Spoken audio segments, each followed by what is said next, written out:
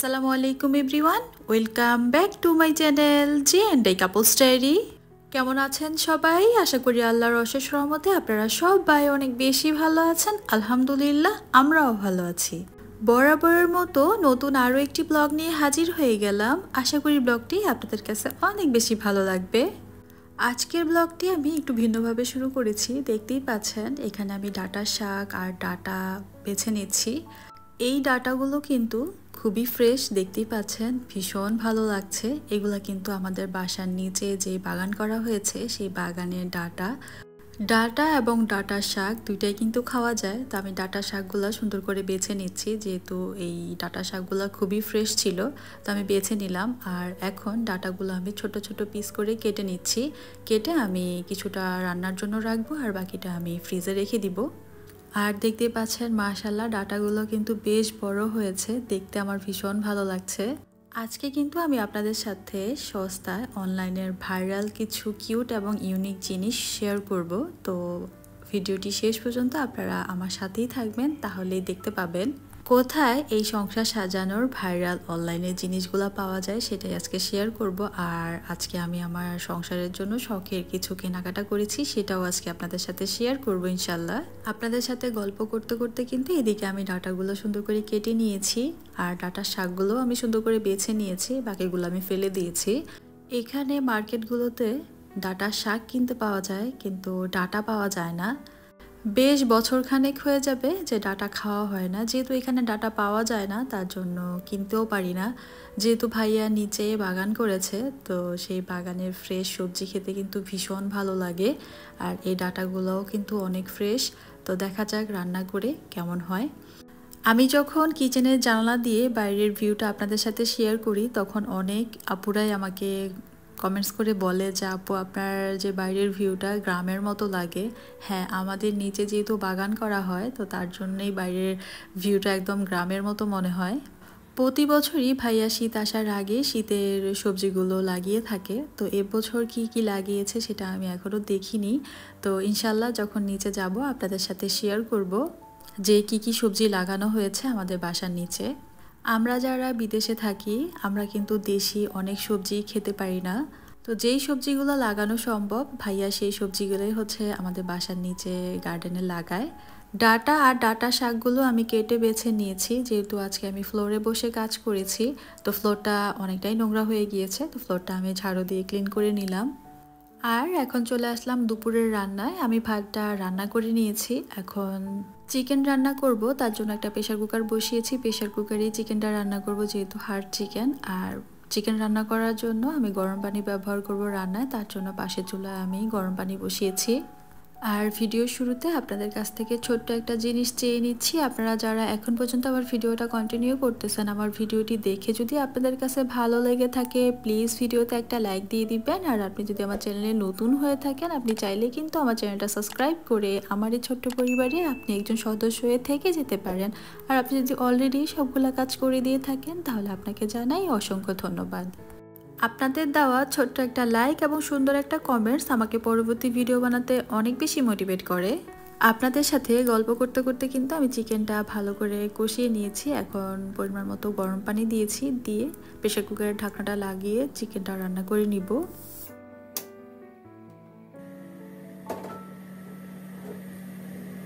চিকেনটা আমি অন্য চুলায় বসিয়ে দিয়েছি, এখন অন্য আরেকটা তরকারি রান্না করব। তার জন্য এখানে আমি একটা কড়াই বসিয়ে দিয়েছি।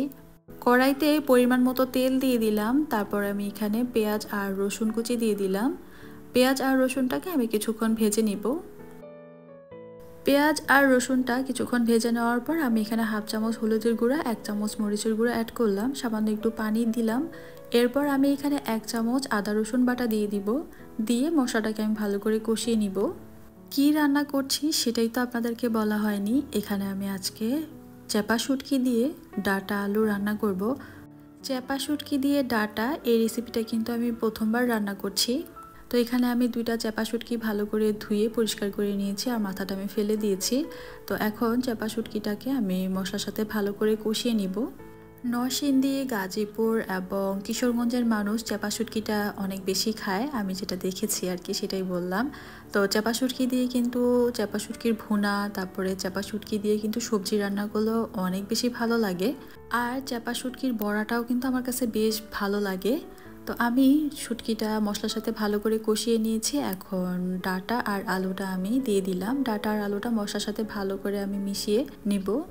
আমি কিন্তু শুটকি লাভার, চাপা শুটকি খাওয়াটা শিখেছি আমি আমার বিয়ের পর। এর আগে আমি লইটা শুটকিটাই বেশি খেতাম, পছন্দ করতাম ওইটাই। তো শাশুড়ি মার হাতের চাপা শুটকি আমার অনেক বেশি পছন্দের, তো ওনার কাছ থেকেই শিখেছি রান্না খাওয়া। সবজি দিয়ে যখন আপনার চাপা শুটকি রান্না করবেন তখন এই টিপসটা ফলো করবেন, দেখবেন আপনার শুটকি রান্নাটা কিন্তু বেশ মজার হয়ে যাবে। তো রান্নাটা যখন কমপ্লিট হয়ে আসবে তখন আপনারা একটু রসুন ছেঁচে সবার শেষে দিয়ে দিবেন, দিয়ে কিছুক্ষণ নেড়ে চেড়ে নেবেন, তাহলেই দেখবেন যে আপনার এই শুটকি তরকারিটা খেতে দারুণ লাগবে। যে রসুনের যে ফ্লেভারটা সেটা খুব ভালো লাগে। এই টিপসটা আমি আমার শাশুড়ি মার কাছ থেকে শিখেছি, তো এভাবে রান্না করি। আমার কিন্তু অনেক ভালো লাগে রসুনের ফ্লেভারটা সবশেষে যখন আমি দেই। তো এখানে আমি চিকেনটাও ভালো করে কষিয়ে নিয়েছি, সবশেষে আমি বুটের ডালটা দিয়ে দিলাম। বুটের ডাল দিয়ে আজকে চিকেনটা রান্না করছি। বুটের ডাল দিয়ে চিকেন এই তরকারিটা আজকে বেশ ভালো হয়েছিল, আর শুটকির তরকারিটাও বেশ মজার হয়েছিল। আমার হাজব্যান্ড তো খেয়ে অনেক প্রশংসা করেছে যে অনেক দিন পর উনি হচ্ছে ডাটা দিয়ে শুটকি রান্নাটা খেয়েছে। এটা আমার শাশুড়ির মা নাকি ওনাকে রান্না করে খাওয়াতো। আর এটা ছিল আমার চিকেনের ফাইনাল লুক। তো রান্না বান্না শেষ করে খাওয়া দাওয়া শেষ করে আমরা সন্ধ্যার দিকে একটু বাইরে বের হয়েছিলাম। চলে আসলাম শপিং মলে, ম্যাক্সে চলে আসলাম আজকে। আর ম্যাক্সে এসে তো আমার পুরাই মাথা নষ্ট হয়ে গিয়েছে। এখানে দেখতে পাচ্ছেন অনলাইনে আমরা ভাইরাল যে প্রোডাক্টগুলো দেখি, ভাইরাল এই মগগুলা, এগুলা কিন্তু দেখতে খুবই সুন্দর আর খুবই ট্রেন্ডিং এগুলা। আমার কাছে তো এই মগগুলো অনেক বেশি ভালো লেগেছে, আর প্রাইসটাও খুবই কম ছিল, 650 পয়সা ছিল।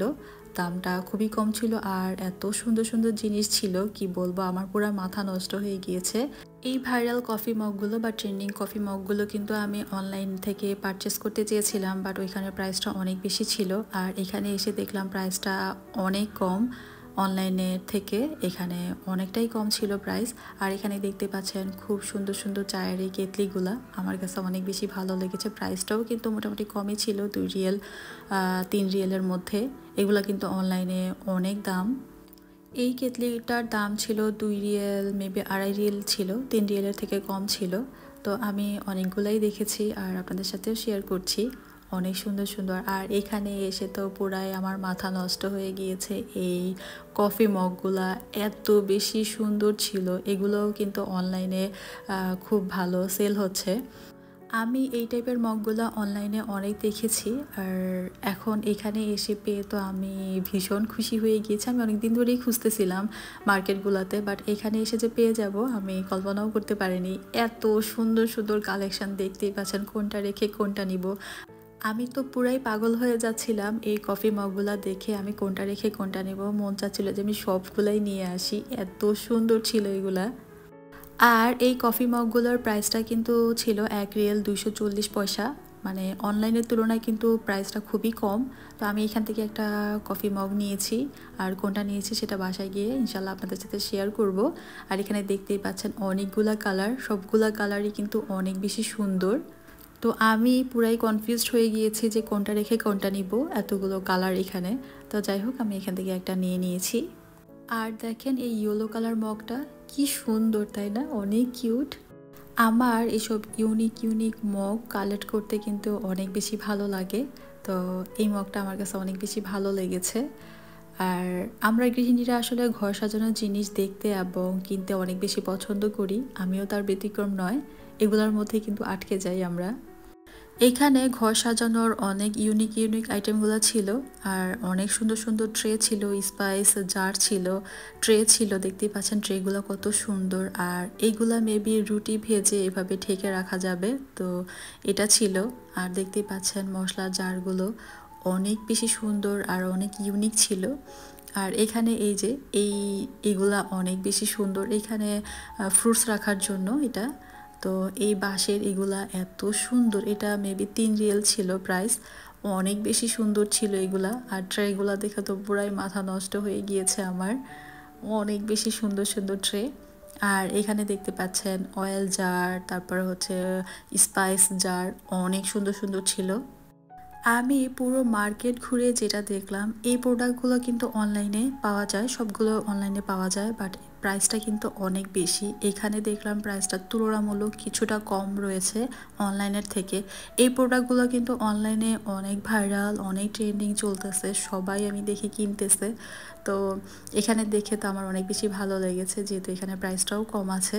আর এখানে দেখতে পাচ্ছেন অনেক সুন্দর সুন্দর প্রোডাক্ট। এখানেও অনেক সুন্দর সুন্দর চায়ের কেতলিগুলো ছিল।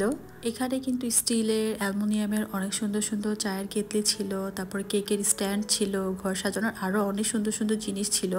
আমি চায়ের কেতলি খুঁজতেছিলাম কাচের, অনেকেই দেখি যে কাচের কেতলিগুলো ইউজ করে দেখতে ভীষণ ভালো লাগে, তো আমিও খুঁজতেছিলাম।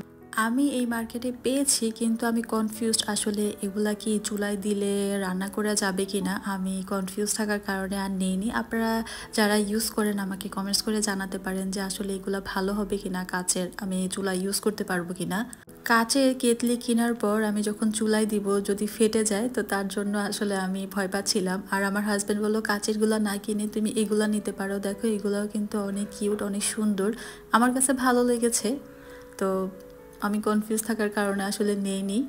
আপনারা প্লিজ আমাকে একটু কমেন্টস করে জানাবেন যে কোনটা ভালো হবে, কোনটা নিলে ভালো লাগবে, কোনটা ভালো হবে আর কি। তো টুকটাক কিছু আমার শখের জিনিস কেনাকাটা করেছি, কেনাকাটা করে বাসায় চলে এসেছি। আর এটা হচ্ছে তারপরের দিনের ভিডিও। আমি এখন আপনাদের সাথে শেয়ার করব যে আমি আমার শখের কী কী জিনিস কিনলাম। তো ফার্স্টে একটা ফোন কভার। আসলে আমার ফোনের কভারটা নষ্ট হয়ে গিয়েছিল, আমি অনেক দিন ধরেই খুঁজতেছিলাম, তো ভালো পাচ্ছিলাম না। তো এটা মোটামুটি আমার ভালো লেগেছে, তো এটা নিয়েছি। টেমোতে আমি অনেক সুন্দর সুন্দর ফোনের কভার দেখেছি, তো সেখান থেকে অর্ডার দিব। যেহেতু ফোনের কভারটা খুবই জরুরি ছিল, তো এখানে পেয়ে গেলাম, এটা মোটামুটি ভালো লেগেছে, এটা নিয়েছি। আর এই তো দেখতে পাচ্ছেন এখানে আমি আরও একটা জিনিস নিয়েছি, সেটা হচ্ছে oil burner with tea light set. এটা হয়তো বা আপনারা অনেকেই চিনতে পারছেন, বা অনেকে আবার হয়তো বা ভাবছেন যে এটা কি। এটা হচ্ছে যে এটার সাথে একটা ক্যান্ডেল দিয়েছে আর একটা এসেনশিয়াল অয়েল আছে এটাতে। আর এই তো একটা বার্নারও রয়েছে, এটা সিরামিক্সের, খুবই কিউট এই জিনিসটা। তো আপনাদেরকে দেখাচ্ছি আসলে এটা কীভাবে ইউজ করে, সেটা আমি কোনো একটা ভিডিওতে আপনাদের সাথে শেয়ার করব। তো এই তো এটা কিন্তু খুবই সুন্দর আর কোয়ালিটিটা বেশ ভালো ছিল। তো এটাতে এই ক্যান্ডেলটা এটার মধ্যে এভাবে রেখে ক্যান্ডেলটা জ্বালিয়ে উপর থেকে এই এসেনশিয়াল অয়েলটা দিলে খুব ভালো এবং খুব সুন্দর একটা স্মেল পাওয়া যায় ঘরের মধ্যে। তো তার জন্য আমি এটা নিয়েছি। আমি অনেকদিন ধরে এই জিনিসটা খুঁজতেছিলাম, তো পেয়ে গেলাম, নিয়ে নিলাম। আর এটার প্রাইসটা খুব কম ছিল, 400 পয়সা ছিল। অনলাইনে এটার প্রাইস ছিল 1 রিয়ালেরও উপরে, তো আমি 400 পয়সাতে পেয়ে গিয়েছি। আর এই তো দেখতে পাচ্ছেন আমার সেই মগটা, আমি কিন্তু এই কালারটাই চুজ করেছি, এটাই নিয়েছি। যেহেতু উইন্টার চলে এসেছে, তো এরকম ঢাকনাওয়ালা মগগুলো কিন্তু কফি খাওয়ার জন্য, চা কফি খাওয়ার জন্য বেস্ট। তো আমি এটা নিয়ে নিয়েছি। তো কালারটা কেমন হয়েছে অবশ্যই আমাকে কমেন্টস করে জানাবেন, আর মগটা কেমন হলো অবশ্যই বলবেন। এটার প্রাইসটা ছিল 1 রিয়াল 240 পয়সা। আর এই ইয়েলো কালার মগটা কিন্তু দেখতে বেশ কিউট লাগছে, এখানে একটা বি দেওয়া আছে, দেখতে সুন্দর লাগছে। আমার উইশ লিস্টে থাকা কিছু শখের জিনিস আমি একটু একটু করে কিনছি। আর আজকের ভিডিওটা এই পর্যন্তই ছিল, আশা করি আপনাদের ভালো লেগেছে। ভালো লাগলে লাইক, শেয়ার এবং সাবস্ক্রাইব করতে ভুলবেন না। সবাই ভালো থাকবেন, আল্লাহ হাফেজ, আর আসসালামু আলাইকুম।